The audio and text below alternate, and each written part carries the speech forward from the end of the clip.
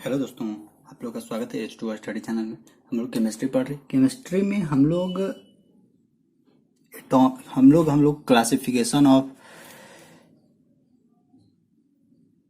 Classification of element के बारे में हम लोग पढ़ रहे थे। जितना भी एलिमेंट है उस एलिमेंट का कैसे कैसे हम क्लासिफिकेशन किया गया है और उसी को हम लोग देख रहे थे, पीरियोडिक क्लासिफिकेशन, जिसमें फर्स्ट पार्ट हम लोग पढ़ लिए थे। पार्ट 1 हम लोग को हो चुका है, जिसमें हम लोग देखे थे कौन कौन साइंटिस्ट जितना भी एलिमेंट खोज हुआ इस एलिमेंट को कैसे कैसे सजा रहे थे, कैसे कैसे एक दूसरे के साथ जोड़ रहे थे, एक दूसरे के साथ कनेक्ट कर रहे थे। तो हम लोग स्टार्टिंग में लेवाजे के बारे में देखें कि कुछ वो भी अपना योगदान दिए। इनके बाद फिर तिर्यक नियम था डोबेराइनर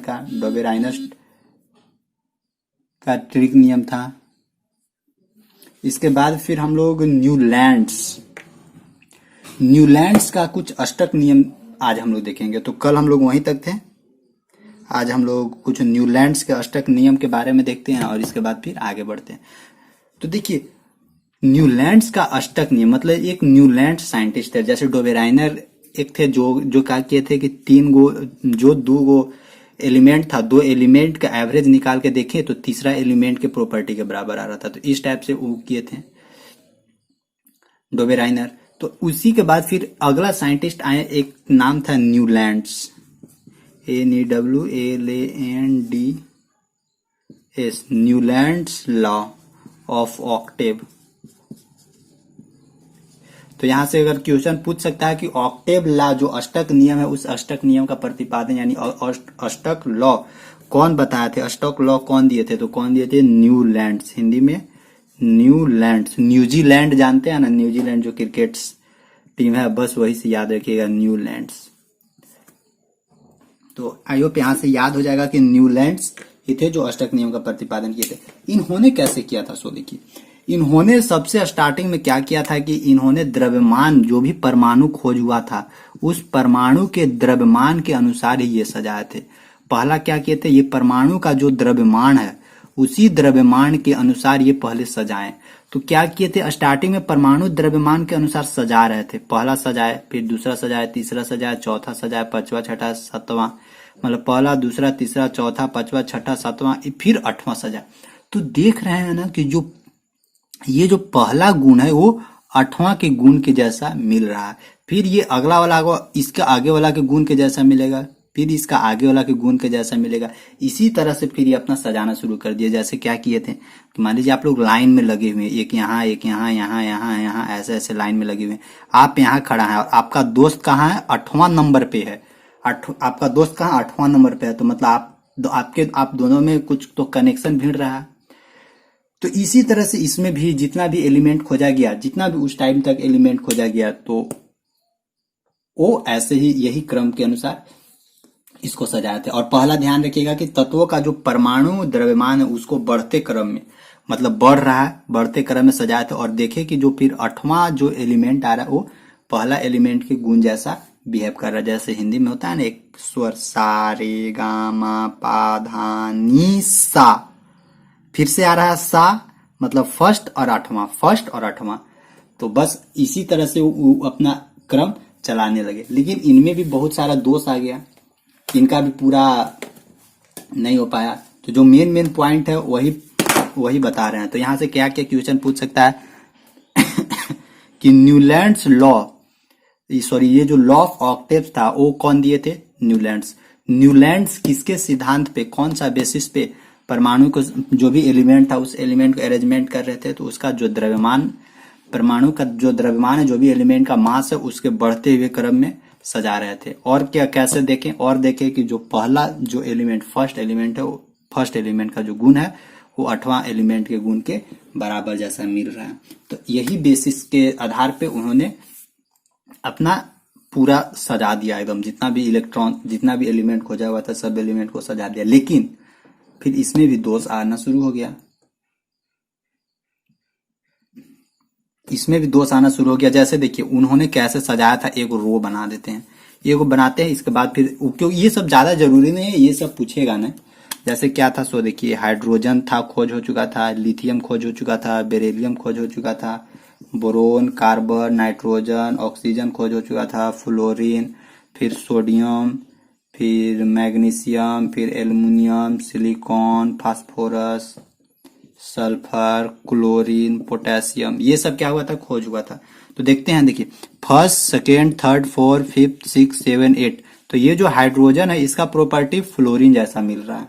हाइड्रोजन का प्रॉपर्टी किसके जैसा, फ्लोरीन के जैसा। अब फिर आगे देखते हैं, जैसे और कई किधर है, carbon, nitrogen, oxygen, fluorine, neon.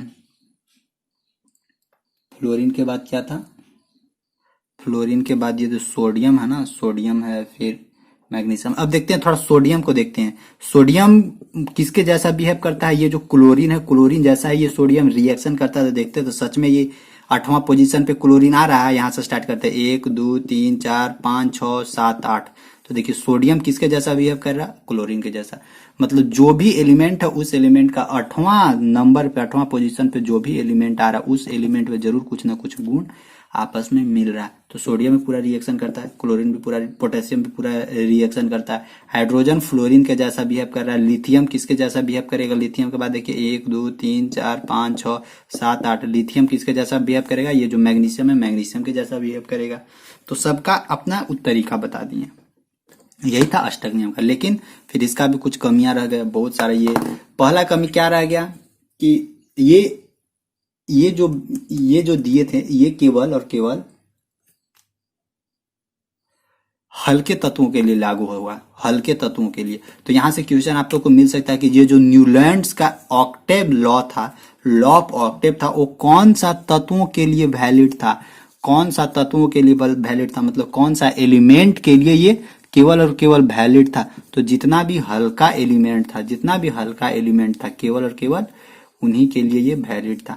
Heavy element के लिए ये वैलिड नहीं था। मतलब कि जितना भी हल्का हल्का एलिमेंट था, हल्का हल्का तत्व था, उसके लिए ही ये वैलिड था। तो पहला लिमिटेशन क्या हुआ कि केवल हल्का के लिए ये वैलिड था, भारी भारी भारी में ये लागू नहीं होता, भारी तत्वों में ये लागू नहीं होता। फिर क्या था, फिर न्यूलैंड्स ने, जिस समय न्यूलैंड्स का थोड़ा सोच था ना कि जितना अभी मतलब मेरा जो शासन काल चलेगा, मेरा जो जीवन काल चलेगा, जीवन काल में जितना अभी खोज हुआ है, मान लीजिए सब 65 उस समय तक खोज हुआ, सॉरी 65 ने उल्टी लिख दी, 56 एलिमेंट खोज हुआ था। तो वो सोचे कि 56 ही एलिमेंट खोजा जाएगा, भविष्य में और कोई एलिमेंट खोजा ही नहीं जाएगा। तो दूसरा गलती ये भी उनसे हो गया कि ये 56 के आधार पर ही ये सब प्रोसेस कर रहे थे। ये नहीं देखे कि फ्यूचर में भी ये चीज खोज हो सकता है, तो फ्यूचर में भी खोज हो सकता है।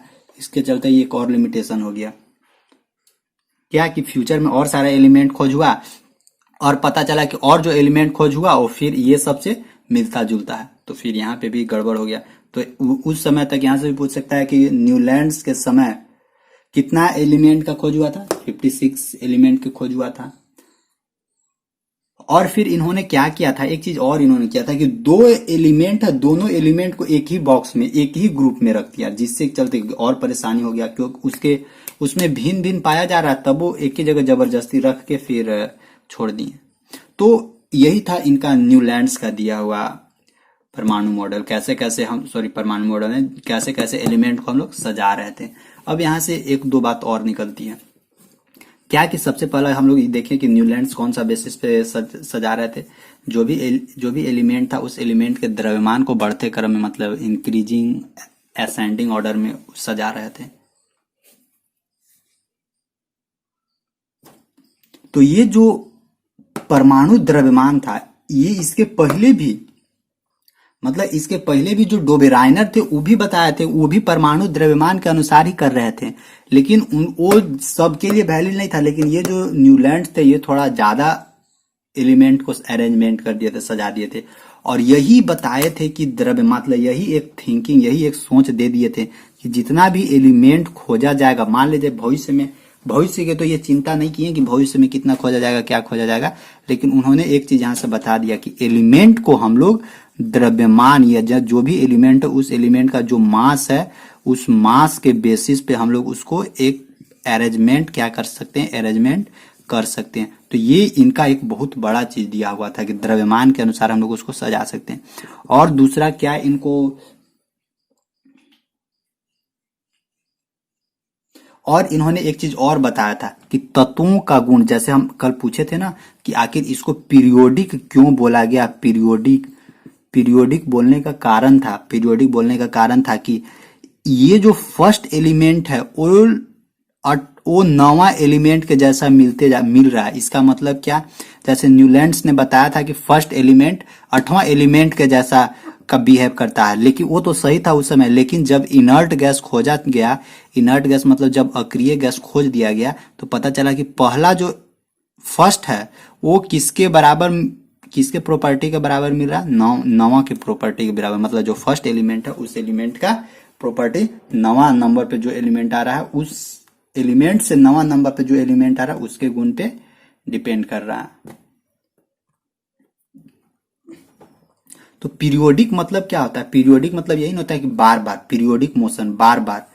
तो यही होता है इसमें भी कि एक एलिमेंट का गुण न्यूलैंड्स तक 8वां था, लेकिन जैसे ही अक्रिय गैस खोजा गया तो एक एलिमेंट का गुण किसके गुण के बराबर मिल रहा है, नवा एलिमेंट के। मान लीजिए अगला जो एलिमेंट है उस एलिमेंट का गुण अगला इससे जो नवा नंबर पे आएगा, 9th पोजीशन पे आएगा, उसके जैसा गुण मिलेगा इसको। तो यहां यही से पता चला था कि आवर्त मतलब क्या, पीरियोडिक। यही वही एक यहां से सोच दे दिए थे, पीरियोडिक जो सारे गामा था ना कि पहला 8वां के बराबर मिला, फिर दूसरा, फिर उसके दूसरा से जो 8वां पर आएगा वो फिर अगला 8वां पर आएगा, वो सब पीरियोडिक के जैसा सब बिहेव कर रहा है कि हाँ उसका प्रॉपर्टी उसके बराबर है। तो ये तो पीरियोडिक जैसा, पीरियोडिक मोशन में भी यही नहीं कहा था कि एक फिक्स समय के बाद रिपीट करते रहता है, उसी तरह से इसमें भी होता है। इसीलिए इसको पीरियोडिक टेबल के नाम से जाना जाता है अभी भी, कि पीरियोडिक टेबल में होता है कि पहला नवा एलिमेंट के बराबर होता है। जैसे जैसे जैसे आगे बढ़ेंगे वैसे वैसे बताएंगे। तो ये सब इसका लिमिटेशन था और ये ज्यादा वैलिड रह नहीं पाया, लेकिन हाँ बता दिए थे कि जो भी इसको सजाएगा वो द्रव्यमान संख्या के अनुसार सजा सकता है। तो इसके बाद एक और साइंटिस्ट आए, और वो सबसे प्रचलित हुए।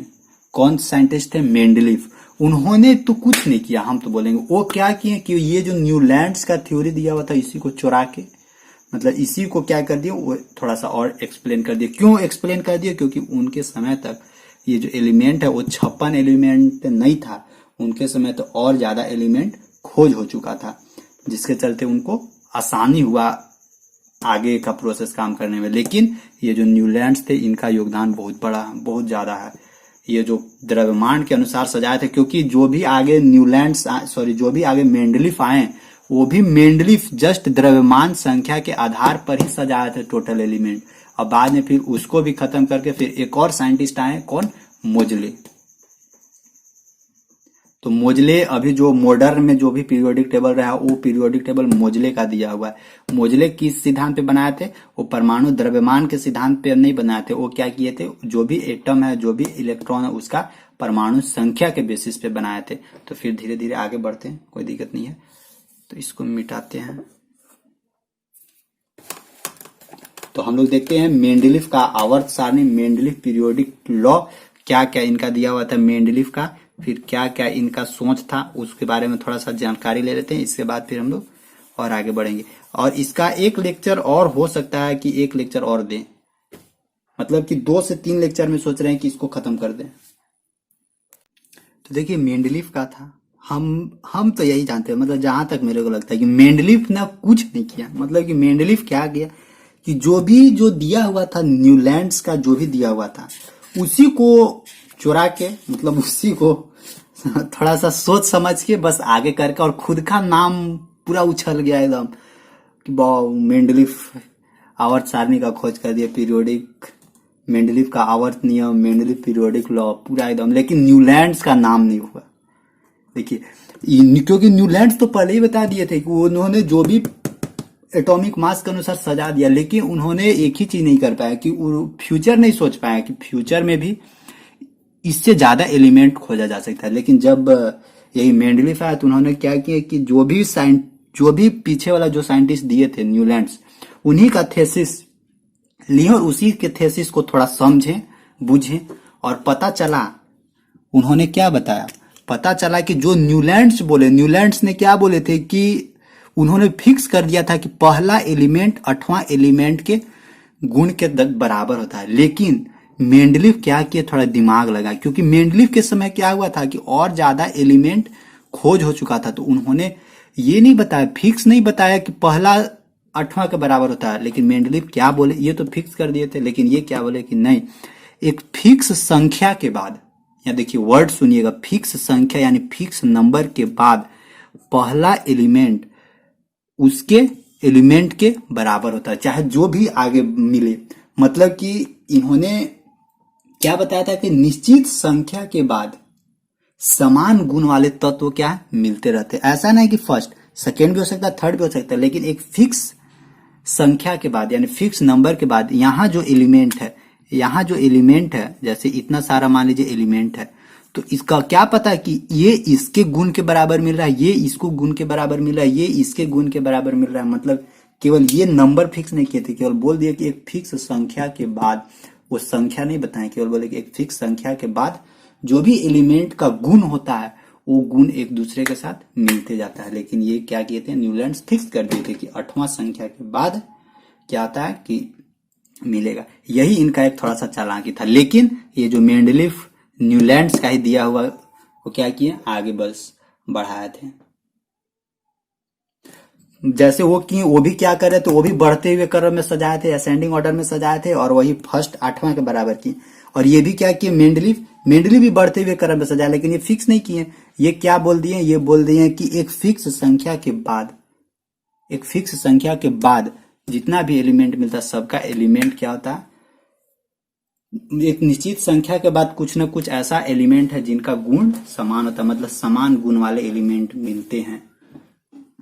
ई इसके बराबर हो सकता है, ई इसके बराबर हो सकता है, ई इसके बराबर हो सकता है, इस टाइप से दिए वो। तो फिर अब इधर अब जितना भी अभी कहानी चलेगा, राम कहानी जो भी होगा, मेंडलीव का आवर्त सारणी के अनुसार ही चलेगा थोड़ा, क्योंकि मेंडलीव इसी से फेमस हुए, मेंडलीव का आवर्त सारणी इसी से फेमस हुए। क्यों, क्योंकि उनके समय तक ज्यादा एलिमेंट खोज हो चुका था, और ये जो न्यूलैंड्स अपना दिए थेसिस, उसी थेसिस को लेकर ये सब आगे काम करते गए, और पता चला कि सब सही से अरेंजमेंट हो गया। तो ये जो मेंडलीव का आवर्त सारणी है, आवर्त सारणी था, वो भी कौन सा चीज पे बेस्ड था, वो भी परमाणु द्रव्यमान, यानी जो भी एलिमेंट था उस एलिमेंट के मास नंबर पे डिपेंड करता था। मास नंबर को ही क्या किए, असेंडिंग ऑर्डर में सजाएं और फिर उसी को देखें, उसी को बताएं। तो यहाँ से एक क्वेश्चन पूछता है कि जो मेंडलीव का आवर्त सारणी है वो कौन सा बेसिस पे बनाया गया था, तो एटॉमिक मास नंबर के बेसिस पे बनाया गया था, जो न्यूलैंड्स ने भी वही किया था। और पीरियोडिक का नाम भी न्यूलैंड्स ही दिए थे, लेकिन उसका भी ये मेंडलीव भरपूर यूज किया, मतलब एकदम समझिए कि निचोड़ के, क्योंकि थोड़ा सा दिमाग आ गया तो फिर पीछे वाला का जो भी साइंटिस्ट थे उस साइंटिस्ट को और अच्छा से कर दिए, और अच्छा से एक्सप्लेन कर दिए, और अपना नाम कमाने लगे। और ये मेंडलीव का कहीं भी मतलब कि एक होता है ना कि क्रेडिट देना, कहीं भी स्टेटमेंट इनका नहीं है कि साइंटिस्ट लोग इतना क्रेडिट नहीं देते हैं किसी को।